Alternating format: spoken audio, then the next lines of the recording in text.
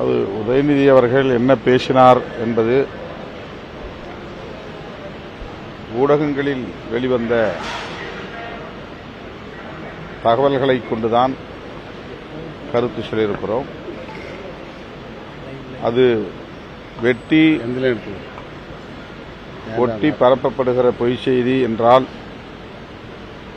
அதனை உறுதிப்படுத்த வேண்டிய பொறுப்பு திமுகவுக்கே உள்ளது.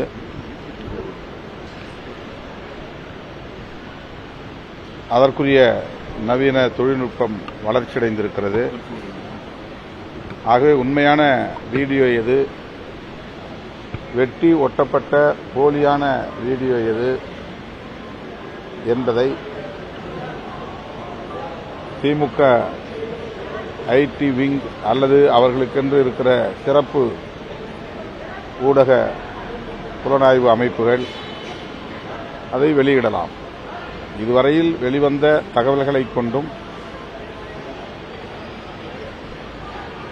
ஊடகங்களில் விவாதிக்கப்படுகிற கருத்துக்களை கொண்டும்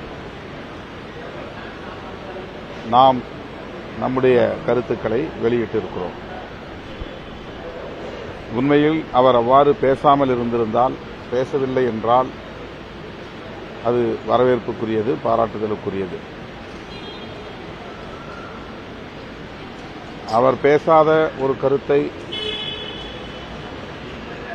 வலிந்து நாம் அவதூறு பரப்பு நோக்கில் சொல்வதற்கு ஏதுமில்லை. அப்படி ஒரு நோக்கம் நமக்கு கிடையாது. அனைத்து ஊடகங்களும் சேட்டலைட் சேனல் உட்பட ஆங்கில ஊடகங்களும் கூட அவர் இவ்வாறு பேசினார் என்ற ஆதாரங்களை வைத்து விவாதங்களையே நடத்தியிருக்கின்றன. இதில்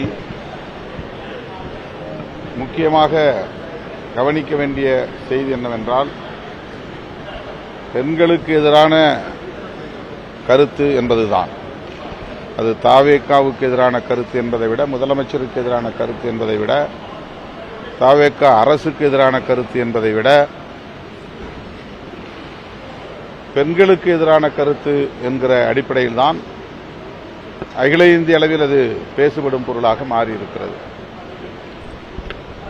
நீங்கள் சொன்னதைப் போல் அது போலியான வீடியோ என்றால், உறுதிப்படுத்தப்பட்டால் நம்முடைய கருத்துக்களை நாம் திரும்ப பெற்றுக்கொள்ள தயாராக இருக்கிறோம்.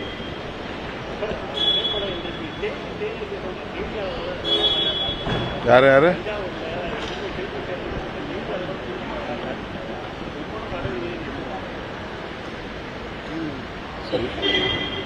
பத்திரிகையாளர்கள் தங்கள் கடமைகளை ஆற்றுகிறார்கள்.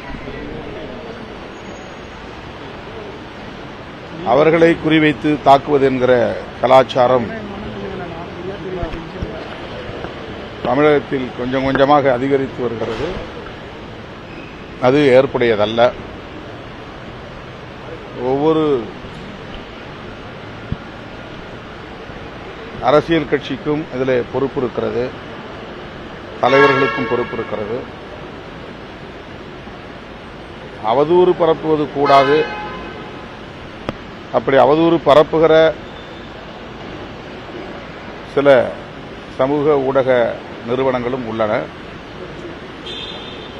தனியார் தொலைக்காட்சி நிறுவனங்களும் உள்ளன. ஆனால் அதை பொதுவாக ஒட்டுமொத்த ஊடகத்தின் மீதும் ஊடகங்களின் மீதும் நாம்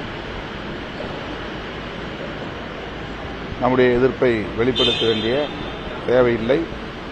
அவ்வாறு நடந்திருந்தால் அது கண்டனத்திற்குரியது.